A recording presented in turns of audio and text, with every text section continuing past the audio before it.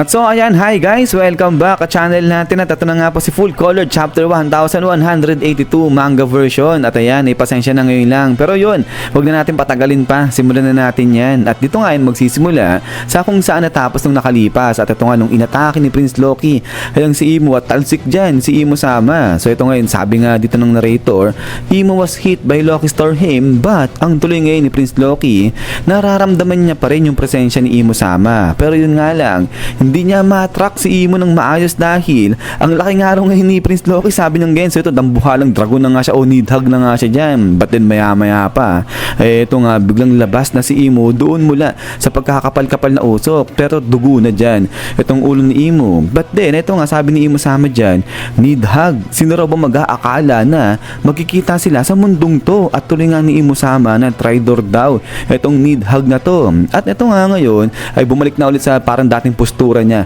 Itong si Imo sama, so medyo nakalipad-lipad na nga siya ng maayos, pero hihinga-hinga.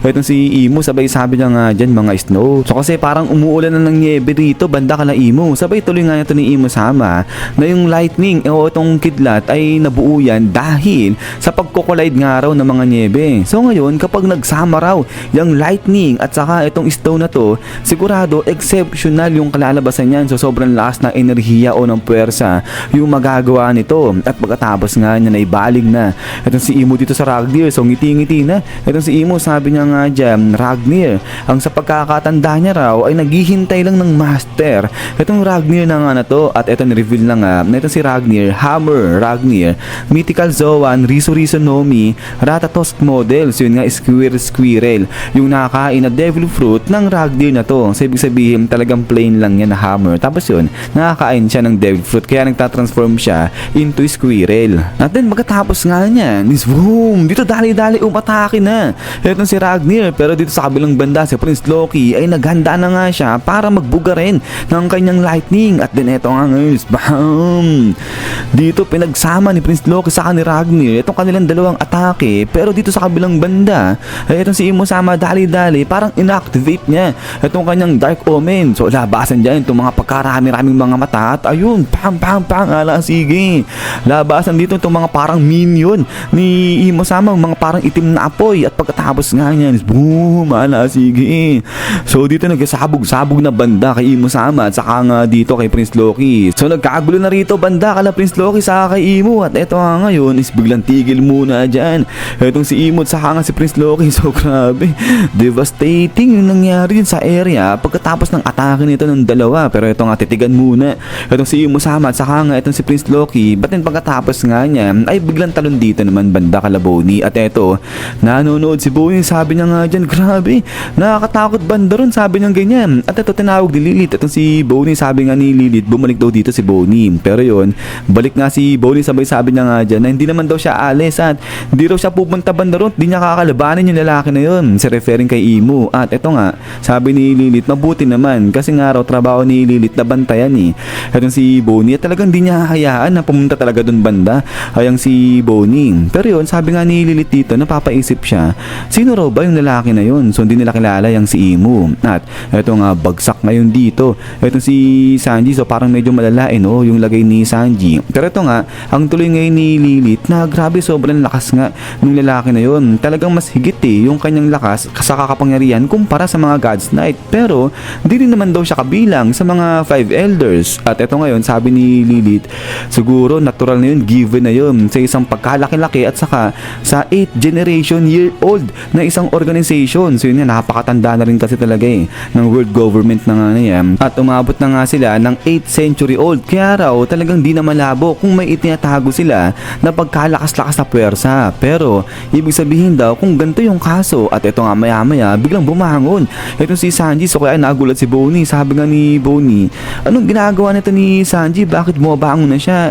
May injured nga siya. Pero yun, sabi nga ni Sanji rito, hindi pwedeng hihiga-higa lang siya dyan. At eto nga, naalala ngayon ni Sanji yung usap nilang dalawa nito ni Killingham. Ayun, yung nakahilata na ito si Sanji. So ito yung inatake na siya, yung sinipa na siya ni Imo. Pero ito nga, sabi nga ni Killingham dito na mukhang di niya na bala kailangan nalabanan pa ito si Sanji. Pero inaamin daw ni Killingham na talagang matindi itong si Sanji kasi nga, ayan, buhay pa siya pagkatapos siyang atakihin ni Imo. But then maya maya ito nga ngayon ay paalis na itong si Killingham Killingham iniwan niya na. Ayun si Sanji na nakahiga. So ito sabi nga ni Sanji, saan daw pupunta? Ito si Killingham. So sagot si Killingham, sabi niya nga dyan na itutuloy niya na yung mission niya kung bakit siya nandito. At eto nga, yung pagkikidnap, yung pagkuha doon sa mga batang higante. At then pagkatapos nga niyan is boom. So dito dali-dali ay umalis na nga. Ito si Killingham para kunin na yung mga batang higante. At eto nga, biglang sabi ngayon ni Sanji, aba talaga naman, di raw talaga sumusuko Etong isa na to dun sa pagkuha sa mga batang higante. So kaya nga ito, spam, dali-dali, takbo na rin dyan. Ito si Sanji, sabi niya nga dyan, hindi niya hayaan na mabaliwala yung ginawang effort ng lahat sa bansang to. At saka isa pa, itong bansang Elbaf nga raw, ina-admire talaga ni Luffy saka ni Usopp. Kaya trabaho niya na protektahan itong bansang Elbaf. So kaya nga ito, ilipad na rin dyan. Itong si Sanji at ayun, nakapatingin na lang itong si Lilith saka si Bonnie, hindi sila nakakibuna. At then pagkatapos nga niyan, ay biglang talo naman dito sa library na to dahil eto nga biglang nandiyan na eto sila Robin. Sabi nga nila dito na hindi sila makapaniwala na yung back door na pinasukan nila ay dito papunta sa isang hidden room sa may underground passage. At eto talagang namamangha sila, unbelievable daw etong hidden room. At eto nakita nga nila si Biblio, siya yung nagdala, yung nagligtas sa mga libro. At eto nga dinala niya dito yan sa hidden room. So kaya nga natutuwa itong sila Robin. At sabi nga dito ni Robin, salamat daw dyan kay Biblio kasi nga naligtas niya yung mga libro at pati na rin yung history ng bansang Elbaf. At ito ngayon si Saul, sabi niya nga dyan na ngayon kapag tinitignan niya itong si Biblio, mas nagiging misteryo daw ito si Biblio para nga dyan kay Saul. But anyways, ay pagkatapos nga niyan ay biglang talo naman dito sa West Village dahil ayun na, biglang may lumipad dito na pagkalaki-laking barko. At pagkatapos nga niya blagag. So dito landing itong pagkalaki-laking barko. At eto salita na ito si Summer, sabi niya nga dyan, nakamus na.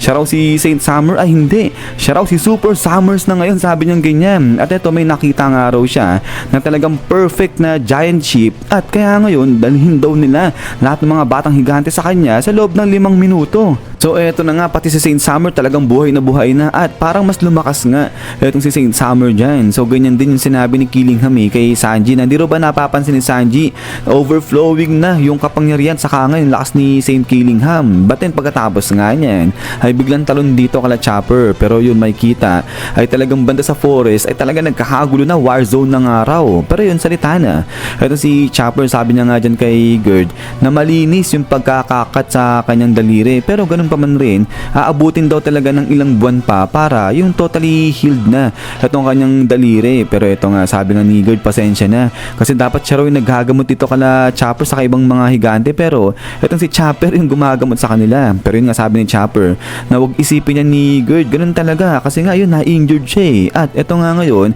nagpapasalamat itong mga higante, pati na itong mga batang higante kasi nga si Chopper talagang inaalagaan sila, ginagamot sila. Pero yun nga, si Harudin bagsak At ito, ang daming bandage na ng katawan ni Harudin. Pero yun, sa kabilang banda, itong si Rod kinukulit. Ito si Gerd, sabi niya nga dyan, ibibigay niya raw yung kanyang daliri para nga dyan kay Gerd. Pero yun, sabi ni Gerd na hindi, ayaw niya, sabi niya ganyan. So hanggang ngayon, binabanatan niya pa rin, binabara niya itong si Rod. Pero maya-maya, ito nga, nagsalita na si Gerd, napangiti siya, sabi niya nga dyan. Pero sabi niya nga dyan, respeto niya itong si Rod dahil nga niligtas itinaya ni Rod yung kanyang buhay para iligtas yung kanyang kapatid. At yun, parang nabaliw rito itong si Rod kasi sabi niya idol niya nga itong si Gerd dyan. But then pagkatapos nga nito ay biglang talo naman dito sa side ni Zoro. At ito nga ngayon, nakasakay na siya rito sa may braso o sa may shoulder na to ni Goldberg. Sabi nga rito ni Zoro, pasensya na kailangan niyang sakyan itong si Goldberg para nga makabalik siya dun sa may battlefield. Pero ito nga, sabi ni Goldberg dito na okay lang, walang problema sa kanya kasi sa lahat nga dito ng mga kasamahan nga ni Harudin, siya lang hindi nagtamo ng matinding pinsala, ng matinding injury. Kaya ito ay okay lang sa kanya, dalhin niya si Zoro. At saka ang laking pasasalamat nga raw kasi nga kasama nila itong sila Zoro, sila Luffy dyan sa bansa ng Elbaf, lalo na ngayon na crisis. So yun, salamat daw kasi may tumutulong sa kanila para labanan yung mga God's Knight na nga na yan. At so ito ngayon ay habang tuloy sa pagtakbo itong si Goldberg, sabi nga ni Zoro dyan na huwag nang isipin niya ni Goldberg kasi after all, yung motto nga raw ng kanilang kapitan, si Luffy, na yung bansa ng kanyang kaibigan, bansa niya rin. So ang lupit ng motto ni Luffy. Pero yun, sabi nga ni Goldberg, ngayon naiintindihan niya na kung bakit nanumpa ng katapatan itong si Harudin dyan kay Luffy. Ba't yung pagkatapos nga niya na ito nga ngayon, biglang tingin-tingin si Zoro dito sa tatlong parang bakal na nga ito na parang bullet. Sabi na nga dyan na ano raw yung itim na apoy na yun, yung pinang-atake inatake sa kanya o tinira sa kanya ni Imo. Kasi nga raw, bigla na lang naging bakal na bala o bakal na bullet yung mga yun, tapos biglang sumabog. At yun pa, yung mga God's Knight na tinalo raw nila, ngayon parang mas nag-power up pa sila eh. So kaya nga ito tuloy ni Zoro, kapag hindi pa nila natapos agad, sigurado hindi na magiging maganda kung ano yung mga next na mangyayari. At eto, biglang talon dito na kay Killingham, kasi nga ito takot at takot si Killingham at kinontak niya etong si Summer. Sabi niya nga dyan, meron daw siyang nasamo na insanely na nakakatakot, sabi niya ganyan. At sabi nga ngayon dito ni Summer, wag daw sabihin ito ni Killingham na sinamon niya yung bagay na yun. So ito sabi ni Killingham, ang nangyari kasi niyan, talagang natakot siya, kaya accidentally nasamon niya kung ano yung kinakatakutan niya, at ayun, nasamon niya tuloy yung bagay na yun. Sa kaya nga ito nagpanic rin ito si Saint Summer. Sabi niya nga dyan na hindi lang daw si Killingham yung natatakot sa bagay na yun, lahat daw sila kinakatakutan yun. So kaya nga ito sabi ni Summer, kaya bang kontrolin niya ni Killingham? Sasagot si Killingham, sabi niya nga dyan, sa tingin niya kaya niya naman, kasi after all MMA lang naman daw yun eh. So kaya nga ito,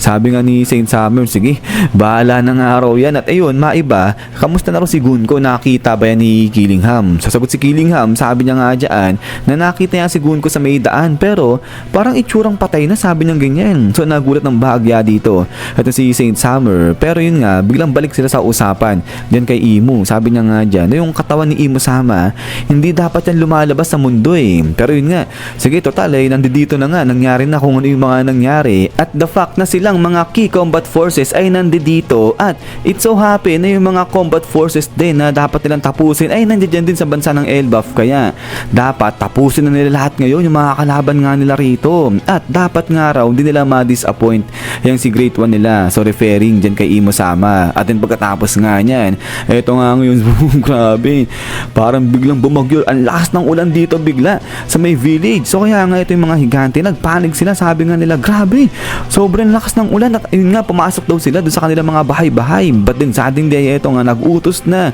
itong si Killingham. Sabi niya nga dyan, sige, kunin mo yung mga bata, sabi niya ganyan. At pagkatapos nga nito, boom, dito bigla-bigla na lang may lobas na dambuhala o pagkalaki-laki na kamay na tubig, at ito biglang grinab at kinuha itong sila Colin yung mga batang higante. So ito kagulong ngayon yung mga magulang ng mga batang higante. At pagkatapos nga niya, ito paliwanag na ito si Killingham. Sabi niya nga dyan na sila na naninirahan above dun sa clouds ay yung malaman lang nila, yung magkaroon sila ng idea na yung tubig ay bubuhos mula dun sa itaas nila. Nakakatakot nga raw yan, sabi niya ganyan. At ito ngayon, marami na raw silang naririnig na istorya patungkol kay Nika ganyan, pero may isa pang kinukwento sa kanila na isang halimaw din, at ayun ay yung Rain God. At tuloy pa nga nito ni Killingham na yung Rain God na yun, kayang-kaya niyang lunurin yung mga nasa lower world. So ibig sabihin yung mga tao na nasa ibaba nito ng mga celestial dragon, kayang-kayang tapusin yan, lunurin lahat yan ni Rain God. At then pagkatapos nga niyan is bam, labas na ngayon itong si Zaza, yung God of Rain. At ito kala, sige, grabe, ang taas na, talagang bumaha na rito sa may bansa ng Elbaf. At eto nga ngayon, inaanod na itong mga higante natin. So kagulo na rito sa may village. At eto, tawa na ng tawa itong si Killingham. Sabi niya nga dyan na nakuha niya na yung mga batang higante, kaya mag-ready na rin ito si Summer. So kaya nga ito, sabi ni Summer, anytime pwede na nga raw silang umalis dito. At eto na, kita nga ni Goldberg na ayun, nagkakagulo na sa may village. So kaya nga ito, sabi ni Goldberg, paano? Babalik ba sila ron? Pero ito, sabi ni Zoro, ay hindi na kailangan, sabi niya ganyan, dahil ayun, nakita niya ito si Sanji nasa may itaas niya. So kaya nga ito, sabi ni Zoro, hoy ikaw, wag kang papalpak dito, sabi niya ganyan. At ito, sigaw rin si Sanji, sabi niya nga dyan, oo, ikaw rin, sabi niya ganyan. So yun, ang ganda, sakto yung dating na to ni Zoro. So ito si Sanji papunta dun sa may village, at ito si Zoro, di ko alam kung saan pupunta yan, kung dun ba kala Imo Sama, kala Luffy. But anyways, ay pagkatapos nga niyan is yan guys. So hanggang dito lang kasi full color chapter 1182 natin. So yun, grabe, nagkagulo-gulo na nga rito at lumabas na pati ayang si Rain God Zaza. But anyways, yun nga guys, ay ulit maraming salamat sa panonood dito kay One Piece natin. At yun, hintay-hintay lang para sa next chapter natin dito. So yan, so lagi mag-ingat, God bless niyo lahat, at kita-kits tayo ulit.